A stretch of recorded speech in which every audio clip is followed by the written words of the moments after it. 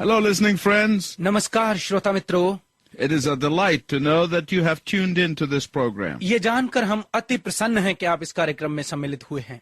If you are joining this broadcast for the first time, यदि आप पहली बार इस प्रसारण को सुन रहे हैं, we are in the middle of a series of messages from 2 Peter. तो हम पत्रस की दूसरी पत्री पर आधारित संदेश श्रृंखला के मध्य में हैं। Last time we started looking at chapter 2. पिछली बार हमने दूसरे अध्याय पर मनन करना प्रारंभ किया था। We saw how Peter refutes the false teachings of the false teachers. हमने देखा कि पत्रस किस प्रकार से झूठे शिक्षकों की झूठी शिक्षाओं का खंडन करता है। Peter first assailed the false teachings सबसे पहले पत्रस झूठी शिक्षाओं पर प्रहार करता है and then denounces the false teachers themselves. और फिर झूठे शिक्षकों की घोर निंदा करता है। Today we will see that Peter assures us of the impending doom that will come upon those people. आज हम देखेंगे कि पत्रस हमें निश्चित करता है उस शीघ्र आने वाले सर्वनाश के बारे में जो ऐसे लोगों पर पड़ेगा। God is very patient. परमेश्वर बहुत धैर्यवान है।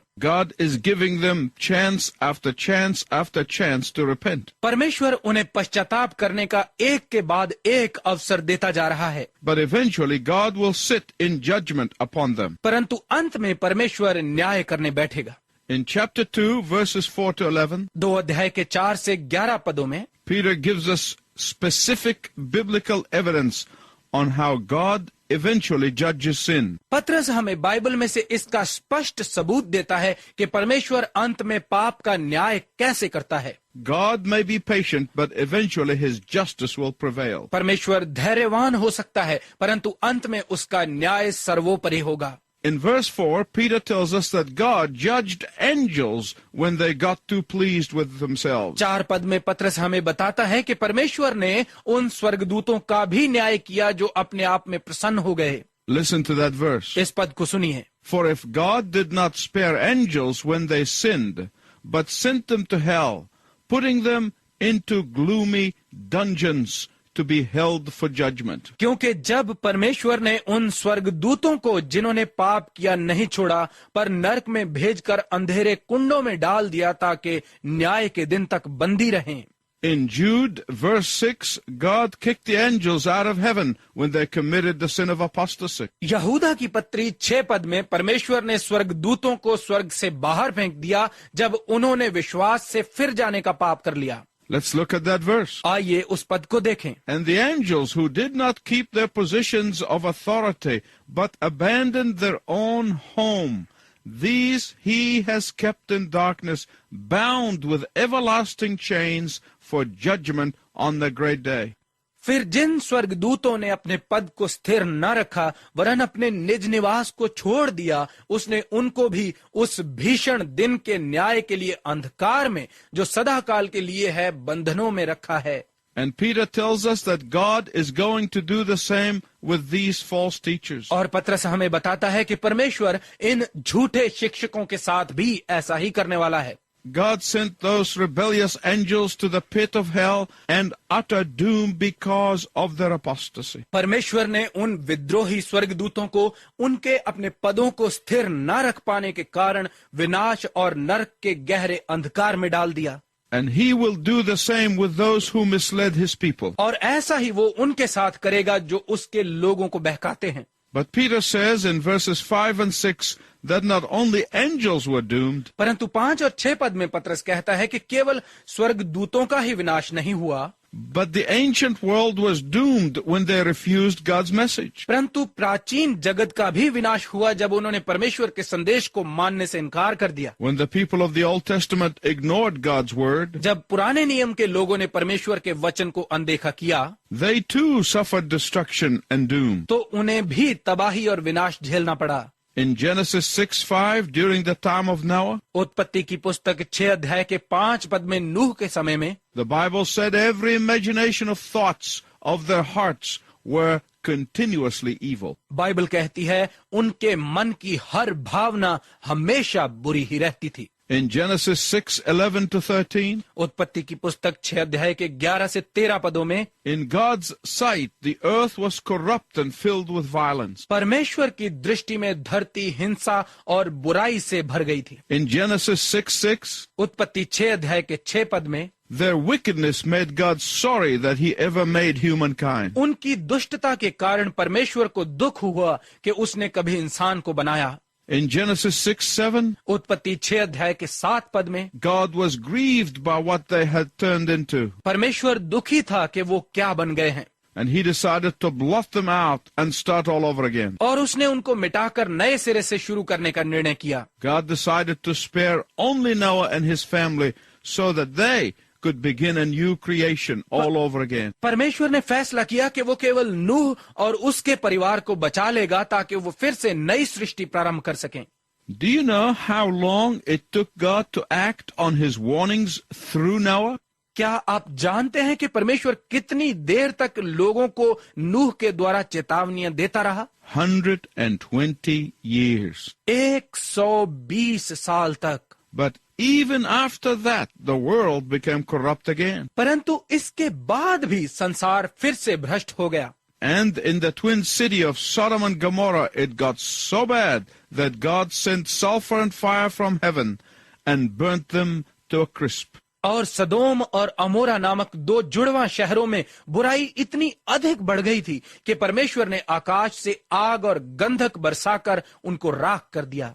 The people of Sodom were like so many people in our world today. सदोम के लोग हमारे आज के संसार के बहुत सारे लोगों की तरह ही थे। Many people not only accept sexual sins, but they glory in them. अधिकतर लोग न केवल काम वासना के पाप को स्वीकार करते थे, परंतु वो इसमें आनंदित भी होते थे। Unbelievers are practicing the same kinds of sins today. आज गैर विश्वासी भी इसी प्रकार के पाप कर रहे हैं। In Romans 1:26 and 28, रोमियो की पत्री 1 अध्याय के 26 से 28 पदों में after describing this shameful lifestyle and this abomination, इस लज्जाजनक जीवन शैली और घृणित कार्यों की व्याख्या करने के बाद the scripture said, वचन कहता है, receiving in their own persons the due penalty for their sin. आपस में पाप का दंड भोग रहे हैं। It is no surprise, therefore, that when Peter is dealing with apostasy in the church, he has so much to say about immorality. इसलिए ये कोई आश्चर्य की बात नहीं है कि जब पतरस कलीसिया में विश्वास की गिरावट के बारे में बात करता है तो अनैतिकता के बारे में बताने के लिए भी उसके पास बहुत कुछ है। The two go together. 2 व्यक्ति आपस में गलत संबंध रखते हैं। Apostasy often has its roots in moral failure. विश्वास से गिरावट की जड़ अक्सर नैतिक असफलता में पाई जाती है। It begins this way. ये इस प्रकार से शुरू होता है। A believer who has a weakness in a certain area in his or her life gets tempted. एक विश्वासी जिसके जीवन के किसी क्षेत्र में कोई कमजोरी है, बहक जाता है या बहक जाती है, And he falls into sin. और वो पाप में गिर जाता है। What does grace say? अनुग्रह क्या कहता है? What does the scripture say? वचन क्या कहता है? Scripture tells the sinner to get up and repent. वचन पापी से कहता है कि वो उठे और पश्चाताप करे। Scripture tells the sinner to bring your sin under the blood of Jesus Christ. वचन पापी से उसके पाप यीशु मसीह के लहू के नीचे लाने के लिए कहता है। Ask him for forgiveness. उससे क्षमा मांगने के लिए कहता Then है। ask him to give you the power to overcome the next round. फिर उससे अगले पड़ाव पर विजय पाने की शक्ति मांगे। But what does apostasy say to that same sinner? परंतु विश्वास की गिरावट उसी पापी से क्या कहती है? You can't help it. तुम इस बारे में कुछ नहीं कर सकते, This is just the way you are. तुम ऐसे ही हो। God did not mean what he said about this or that. परमेश्वर ने इन बातों के बारे में जो कहा वो इनके विषय में गंभीर नहीं है। The Bible was for people who were backward and lived in the pre-scientific age. Bible तो उन पिछड़े हुए और विज्ञान से पहले के लोगों के लिए थी। So keep on indulging इसलिए इसी में लगे रहो and shout louder in order to convince yourself and others that you are not really doing anything wrong. और खुद को और दूसरों को इस बात का विश्वास दिलाने के लिए जोर से चिल्लाते रहो कि असल में तुम कुछ भी गलत नहीं कर रहे हो। My listening friends, please listen carefully. मेरे श्रोता मित्रों, कृपया ध्यानपूर्वक सुनिए। This is the strategy of much of what you see in the movies and on television. जो कुछ आप टेलीविजन या फिल्मों में देखते हैं उसमें से अधिकतर का यही तरीका है। This is the strategy of the apostates in the church. कलीसिया में मौजूद विश्वास से फिर चुके लोगों की यही नीति है। This is the strategy of the apostates among the religious leaders. धार्मिक अगुओं के बीच में मौजूद विश्वास से फिर चुके लोगों की यही नीति है। Let's look at verse 7 of chapter 2 of 2 Peter. आइए पत्रस की दूसरी पत्री 2 अध्याय के 7 पद पर ध्यान देते हैं। Peter tells us that the same God who visits destruction on the ungodly also rescues the righteous. पतरस हमें बता रहा है कि वो परमेश्वर जो भक्तिहीन लोगों पर विनाश को भेजता है, वही परमेश्वर धर्मियों को बचाता है। Peter is saying, look at Lot. पतरस कह रहा है, लूत पर गौर करो। If you and I lived during the time of Lot, यदि आप और मैं लूत के समय में रह रहे होते, we might not have thought of him as a righteous man. तो हम उसे एक धर्मी व्यक्ति शायद नहीं समझते। He appears to be a social climber. वो समाज में रुतबा चाहने वाला व्यक्ति लगता है। Lot appears to be a status-seeking opportunist who was willing to compromise and put up with corruption. लूत ऊंचा दर्जा चाहने वाला एक ऐसा मौकाप्रस्त व्यक्ति लगता है जो भ्रष्टता के साथ हाथ मिलाने के लिए तैयार था, so that he could make a place for himself in the society. ताकि वो समाज में अपने लिए एक जगह बना सके। But the Bible tells us that Lot was paying a heavy price for his lifestyle. परंतु बाइबल हमें बताती है कि लूत अपनी इस जीवन शैली की एक बहुत बड़ी कीमत चुका रहा था। And that price because he was a righteous man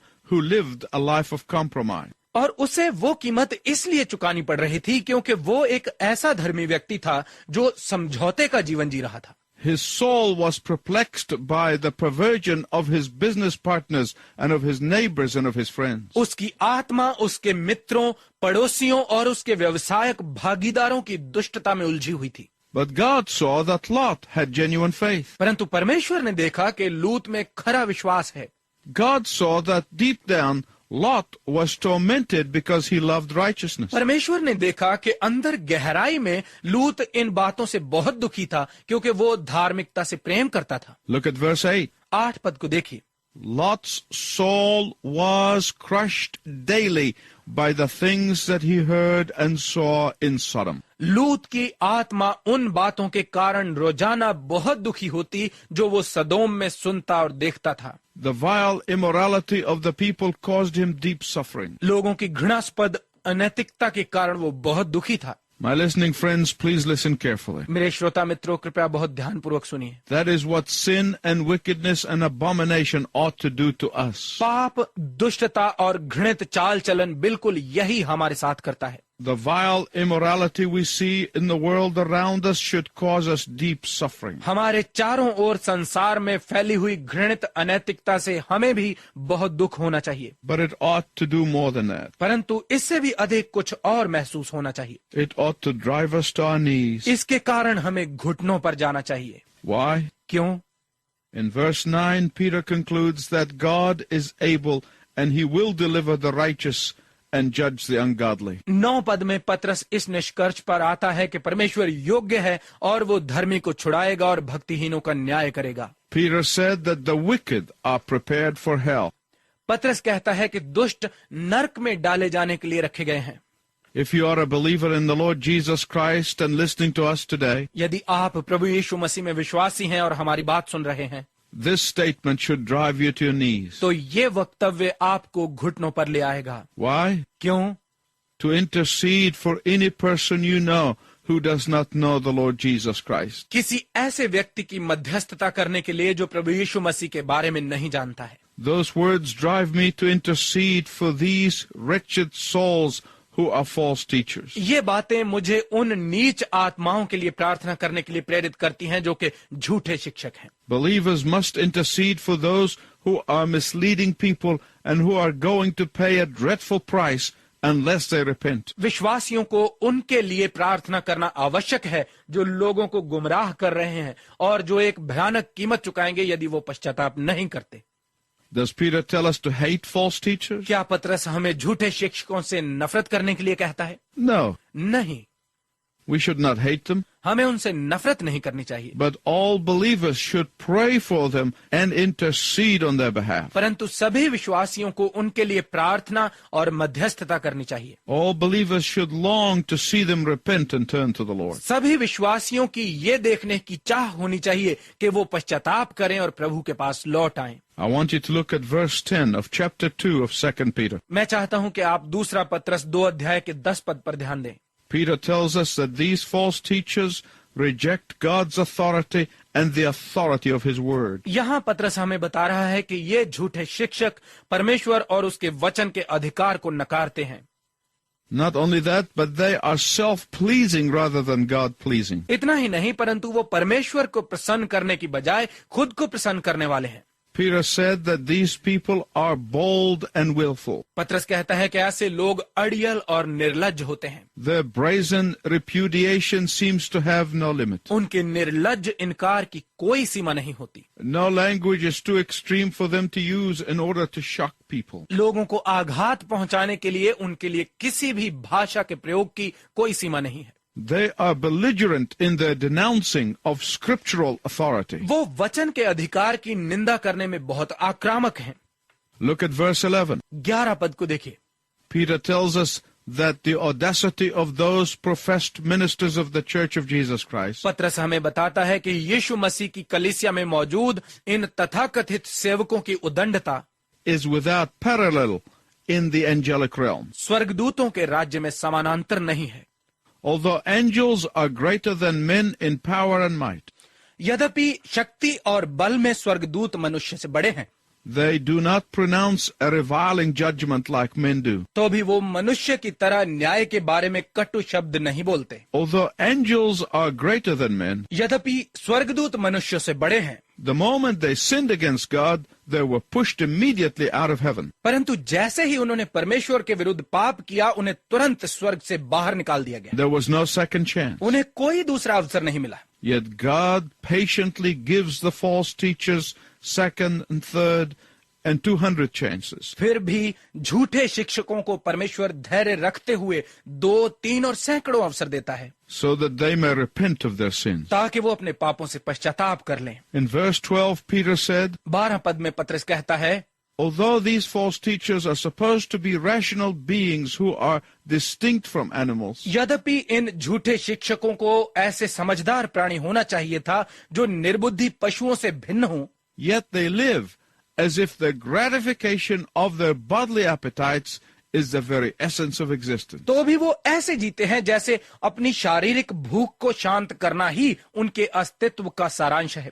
Just as many animals seem to have no higher destiny than to die at the end of life, बिल्कुल वैसे ही जैसे बहुत सारे पशुओं का जीवन के अंत में मरने के सिवाय और कोई बड़ी नियति नहीं है, so do the false teachers as they lunge forward to destruction. ऐसे ही विनाश की ओर बढ़ते हुए वो झूठे शिक्षक हैं।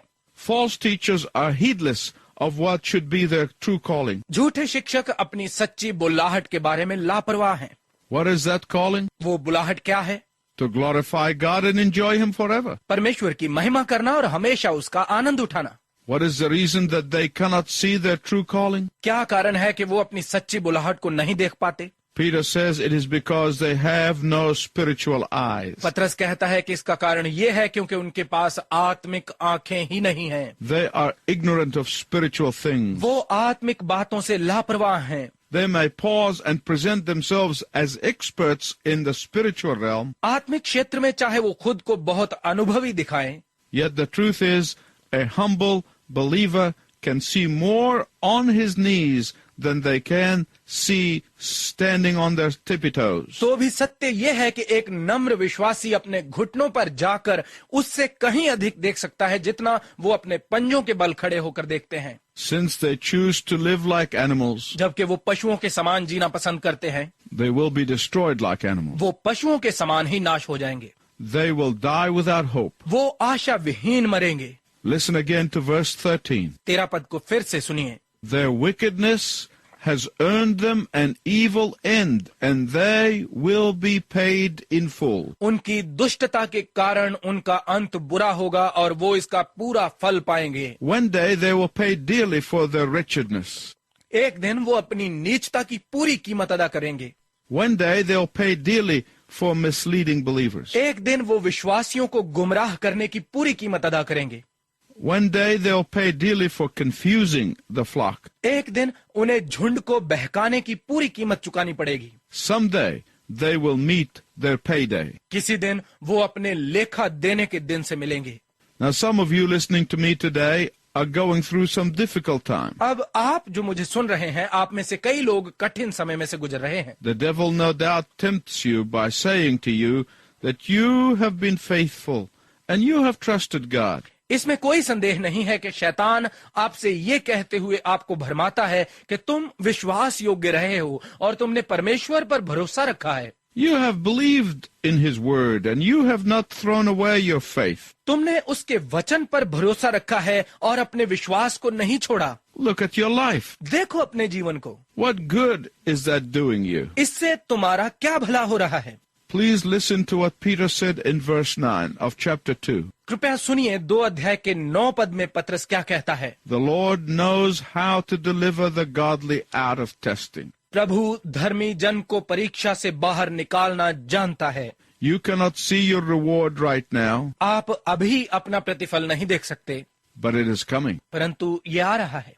You do not experience it right now, आप अभी इसे महसूस नहीं करते, but it is right on time. परंतु ये बिल्कुल समय पर है। You might be tempted to think that God has forgotten you, आप शायद परीक्षा में पढ़कर ये सोच रहे हो कि परमेश्वर ने आपको भुला दिया है, but it is not so. परंतु ऐसा नहीं है। He is putting the final touches in the mansion that He is preparing for you. वो उस महल को अंतिम स्पर्श दे रहा है जो वो आपके लिए बना रहा है। You must remain faithful आपको विश्वास योग्य बने रहना है, because you are honoring God, क्योंकि आप परमेश्वर का आदर कर रहे हैं and God will honor you. और परमेश्वर आपका आदर करेगा। You have His word on it. ये परमेश्वर का आपसे वादा है। And until next time, I wish you God's richest blessing. और अगली बार तक मैं आपके लिए परमेश्वर की उत्तम आशीष की कामना करता हूं।